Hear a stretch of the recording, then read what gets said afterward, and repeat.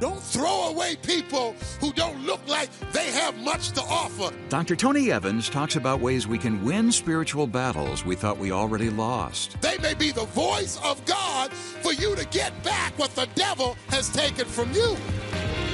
This is The Alternative with Dr. Tony Evans, author, speaker, senior pastor of Oak Cliff Bible Fellowship in Dallas, Texas, and president of the Urban Alternative.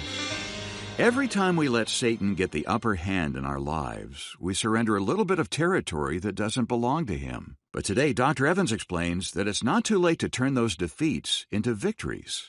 Let's join him.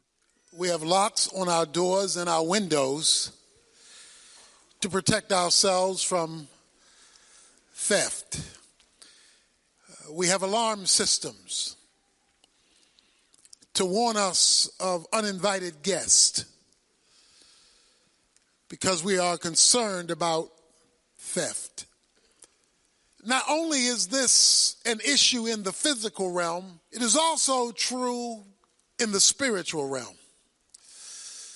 There is an enemy out there who wants to rip you off.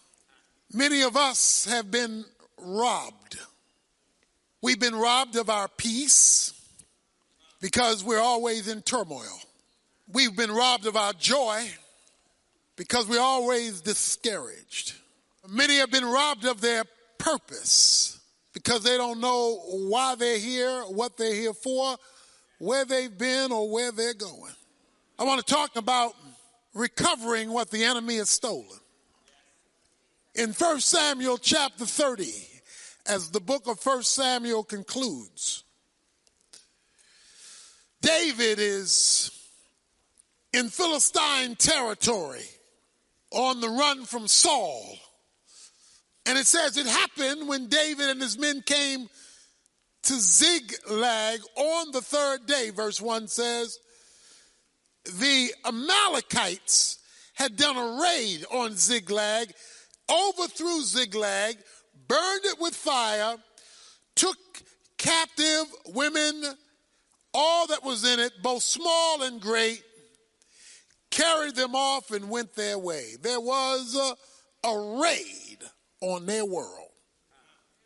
Their world got raided. One day, everything's looking fine, and one day everything's looking like it's going to be okay. The next day, there's a raid. And his whole world and that of his men were turned upside down because an enemy snuck in when they weren't looking and stole, it says, all they had, both large and great, and burned it with fire. So what we're talking about is total destruction.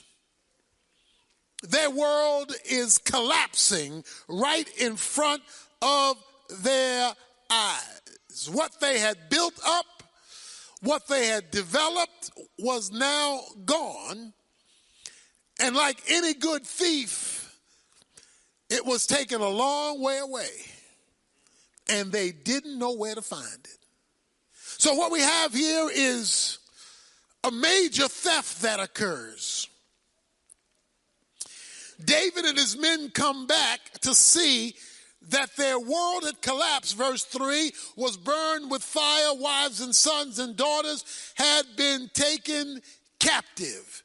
And David and the people who were with him lifted their voices and wept until there was no strength in them to cry anymore. It goes on to say, verse 6, moreover, David was greatly distressed because the people spoke of stoning him. Because they were hurting too, it says. They were embittered, each one because the loss of his sons and his daughters. So this is group pain. This is collective anguish. This is something everybody felt. Tagged on to verse 6 is a very potent line. But David strengthened himself in the Lord his God. In spite of emotional shambles, in spite of difficulties, And David, verse 8, very critical, inquired of the Lord, saying, shall I pursue this band? Shall I overtake them? He inquired of the Lord, saying, shall I go after these crooks who have ripped me off? And shall I overtake them? Don't miss that question. He's asking God, shall I go after this person or this group, band of robbers that's ripped us off, and shall I overtake them? Why is he asking that question? I don't want to waste my time. I don't know who they are because we weren't here. I don't know where they are. So I need you to tell me, is it worth my time trying to get back what the enemy has stolen? When the enemy has ripped you off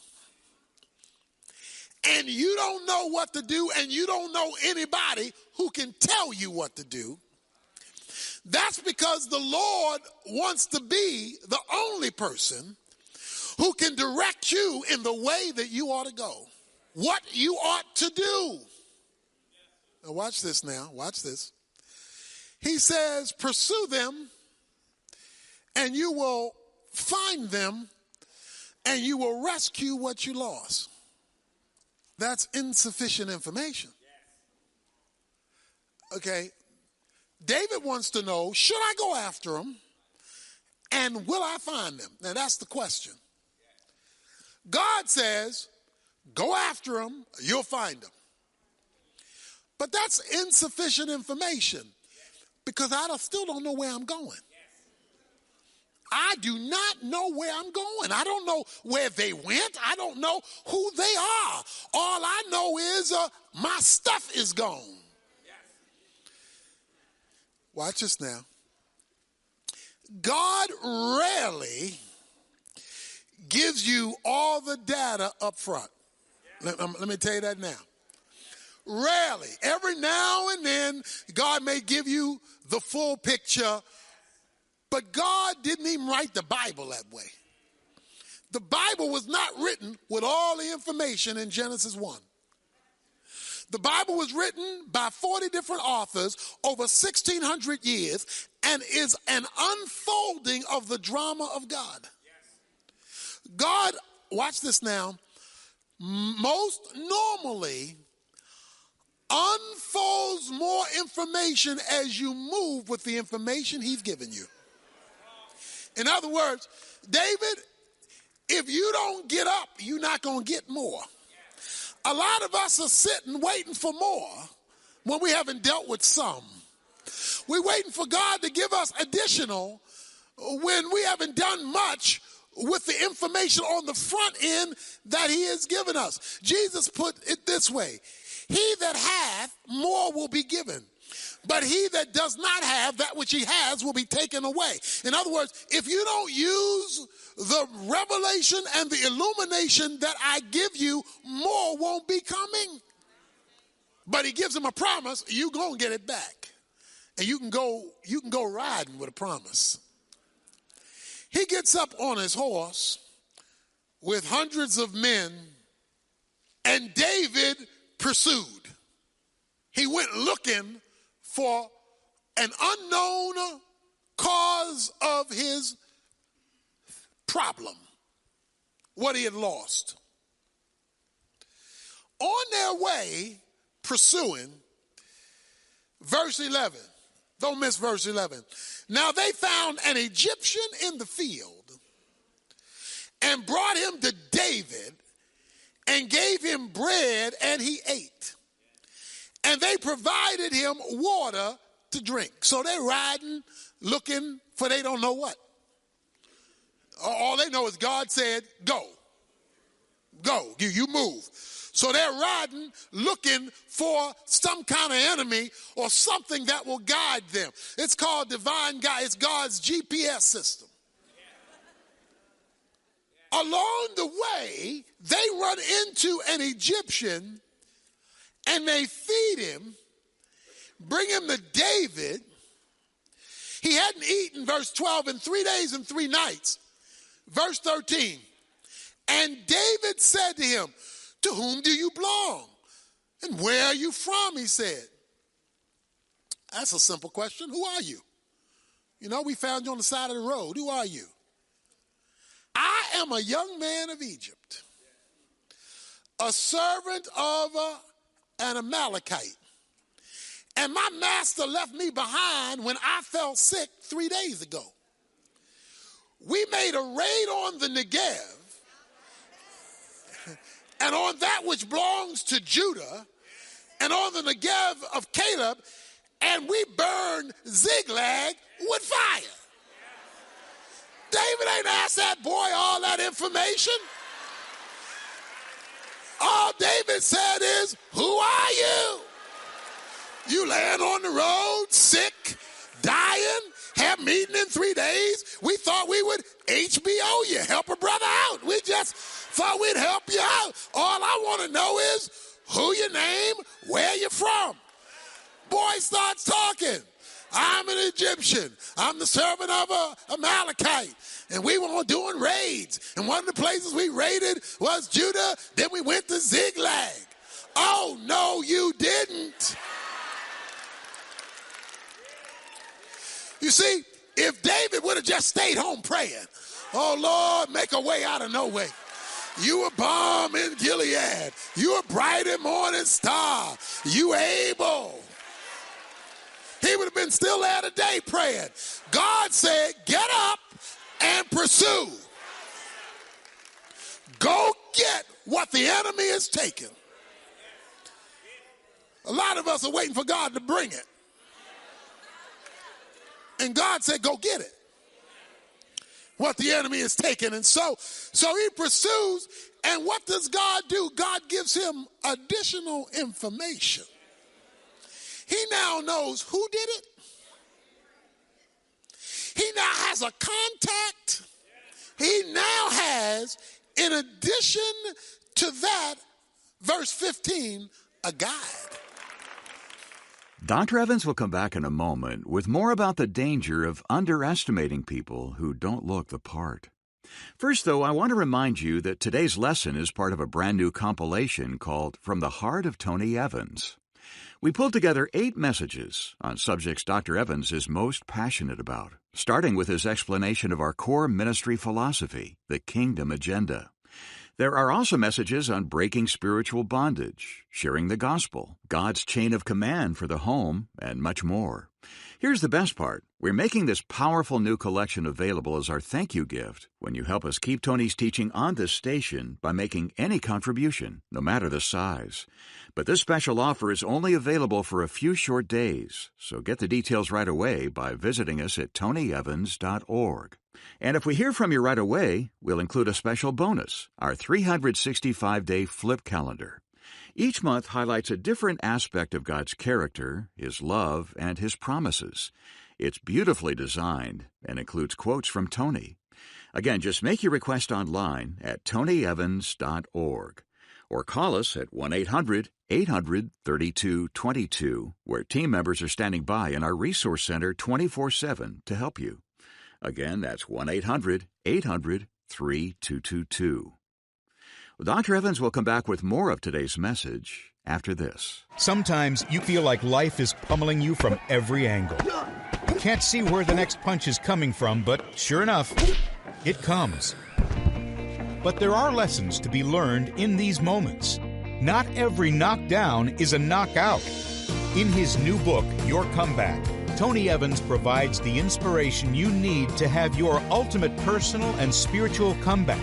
Begin the journey to your comeback today. Available in bookstores everywhere. David has asked God to deliver back to him what the enemy has stolen. There is a boy on the side of the road who's been discarded by his master because he's sick. So what God does, watch this now, I'm going somewhere. What God does on his way to blessing David to get back what David has lost is give him an opportunity along the way to be a blessing to somebody else. Don't ask God to bless you if he can't let you stop along the way and be a blessing to somebody else. If David wasn't willing to give him some food, if David said, oh, there's a sick man down there, let's skip him, I'm looking for my blessing. There's a struggling person down there, skip him because I'm looking for my blessing. See, everybody coming to church looking for their blessing, walking over opportunities to be a blessing along the way. Why? There was nothing about that boy that would make you think he could help you. There was nothing about that boy that makes you think he could lead you. There was nothing about that boy that makes you think he could guide you. But because he was willing to help somebody who was worse off than him, he didn't know that God had planted there an angel unawares. The New Testament says that we have angels, messengers from God, that God has strategically positioned along the way who have the right information and the right knowledge and the right direction, but they don't look the part. This kid didn't look like he could be of any benefit, and he spilled the beans. He spilled the beans. We burn Ziklag with fire. He says, where are your people at? He says, I can show you where they are. Preserve my life. So this young man who had been discarded didn't know that he was going to be used of God for something bigger. That's why you don't throw away people that don't look like they don't have anything to offer. Don't throw away people just because they don't look the part, just because they look sick and weak and hungry. See, don't get that uppity. Don't get that sophisticated and sedity that you throw away people who don't look like they have much to offer. They may be the voice of God for you to get back what the devil has taken from you. That's why we as a church can never get this. You can never be driving a nice car and look down on somebody driving a jalopy. You can't be wearing a nice suit and looking down on somebody who only has jeans. You can't be living up high in the suburbs and look down on somebody who's still in the ghetto, because that may be the person that God has given the information to for you to get back what the devil has taken from you.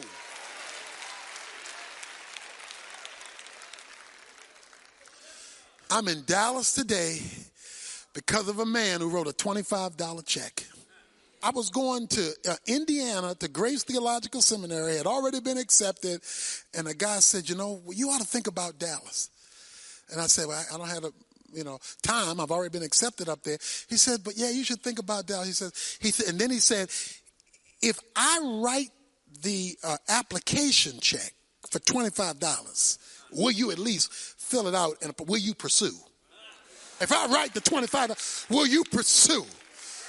He wrote the $25 check. I filled out the application, and I'm in Dallas today. Now I didn't see all this back then, but God had somebody come across my path to just mention something.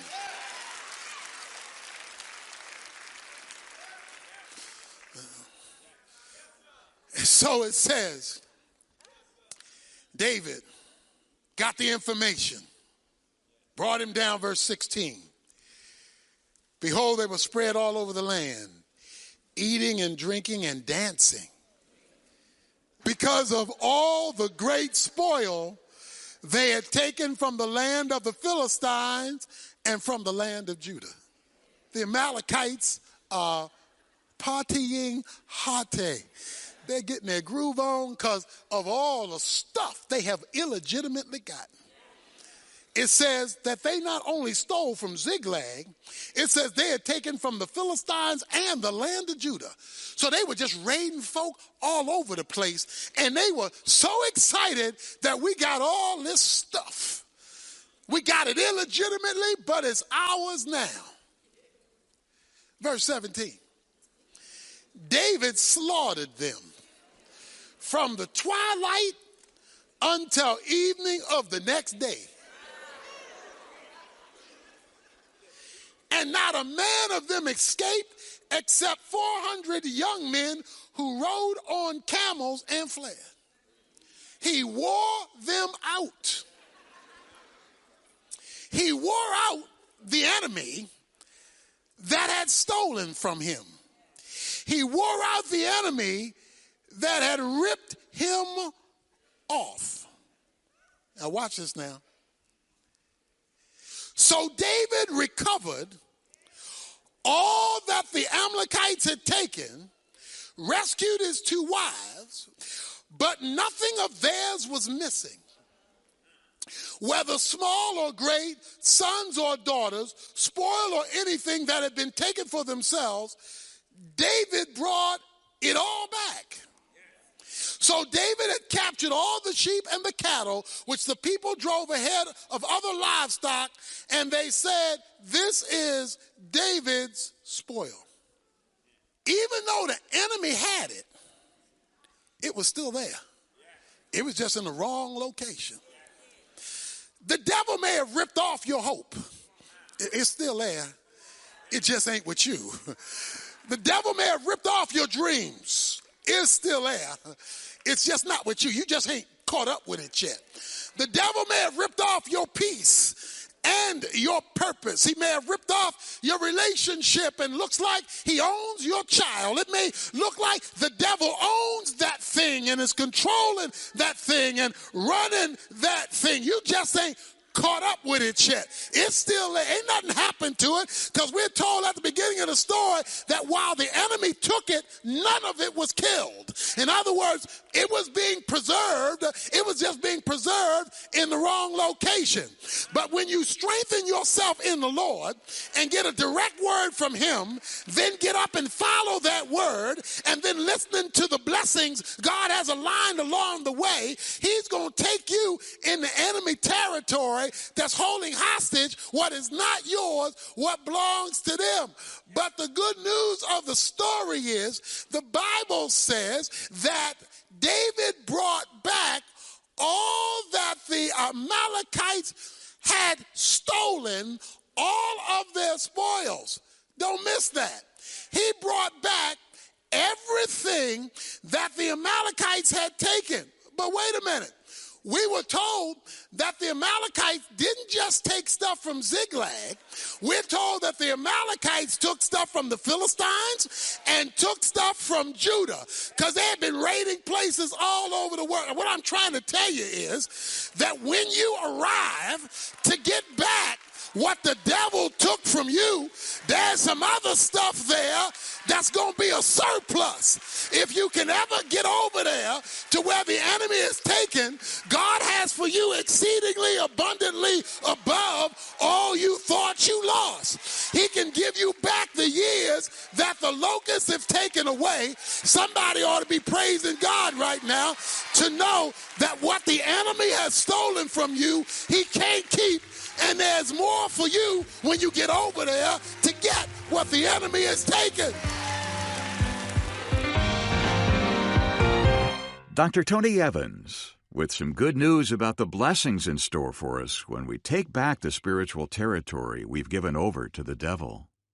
In the meantime, we'd love to help you make the arrangements to get a copy of today's message. It's called Recovering What the Enemy Has Stolen, and it's part of our current 8-lesson collection from the heart of Tony Evans. Remember, if you request this set within the next few days, we'll send it to you as our thank you gift for any donation you can make to keep the alternative coming your way. You'll also receive that beautiful flip calendar I told you about as a special bonus.